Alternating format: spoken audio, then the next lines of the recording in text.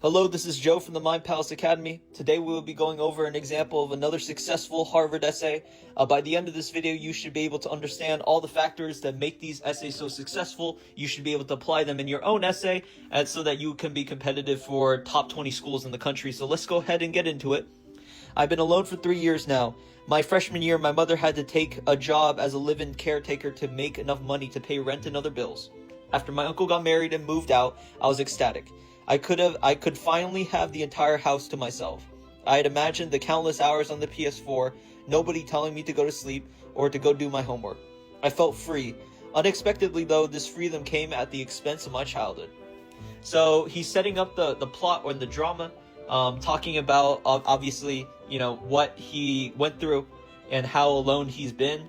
We have a sense of what he's going to say, but we don't know exactly just yet, so we'll continue reading in the essay. But this is a good way to basically set the scene of whatever drama that's going to come along later in the essay. To compensate for never being home, my mother called me 3 times a day. The first call would be always at 6 a.m. like clockwork.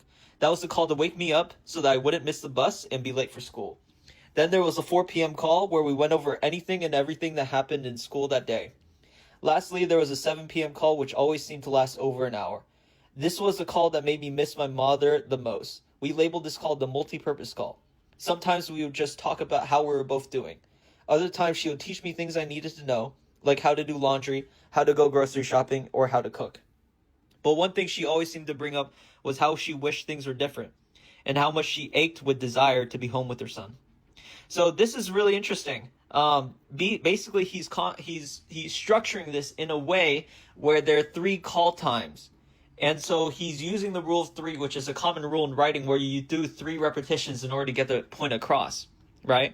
And so basically he was saying that there was very little contact between him and his mother, but that's not a very interesting way to say it, right? So instead he uses this long form metaphor in order to basically demonstrate how he became an adult so early. And so this is a really good way to write your essays.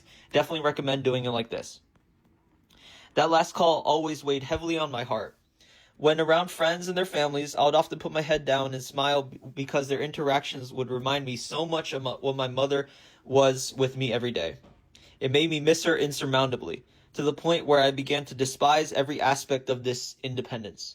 To me, it was loneliness, isolation, and nights laying in bed wishing I had a loved one in my house that I could talk to or hug.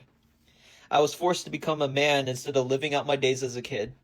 What hurt me the most, though, was knowing that my mother hated our situation even more than I did. She hated knowing her only child was growing up without her, and it hurt her more than words could explain. She would always say how much I was her pride and joy, but I've always thought of myself to be her hope, a hope for a better life. So he's setting up this particular paragraph in order to basically say the downsides of his independence.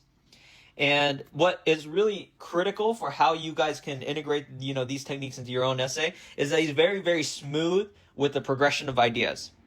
So in the beginning, for instance, he was talking about how he was ecstatic to be alone. Then he started to settle into the routine. And then in this paragraph, he starts to resent it, right? Because of the loneliness that he felt in his heart.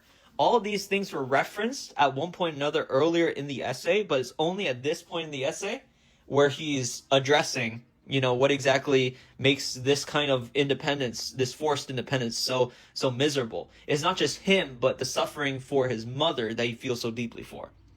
Let's go to the next paragraph. That is why I work so hard in my school. My mother has dedicated and sacrificed years of her life to make sure that her son could live a great one, and all she ever asked from me in return was to do well in school. There were numerous times when I felt discouraged and unmotivated. But the thought of letting down the woman that has broken her back for me was far stronger than any fatigue I may have felt. So he introduces this previously in the paragraph, how he is her hope for a better life, and then he drives home the point here. Again, what's really strong about this essay is there's a very clear logical progression. So he doesn't necessarily need to address it around one event, even though that's what he does in the essay. For 3 long years now, I have entered my house after school expecting nothing but silence and darkness. I lay in bed at night yearning to hear any sound at all that would signal that there was life in the house beside me. Then I wake up to the next morning, get ready for school, and start the cycle all over again.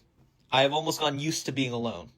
But I won't let my story end here. The reason I have worked so hard is so that things can be different for me and my mother. She always says that everything she's doing for now is for me, and that when she gets old, it'll be my turn. Except that when my turn comes, she will never have to be alone. So this is a very beautiful way of drawing irony to the situation, right? So irony is when you have something that's unexpected. So in the beginning, he sets up his isolation, right? He says, I've been alone for 3 years now. And now when it comes time to probe into his legacy, into the legacy of what he was going through as a kid and what he was going through as an adult, he basically concludes that there isn't going to be that sense of isolation anymore.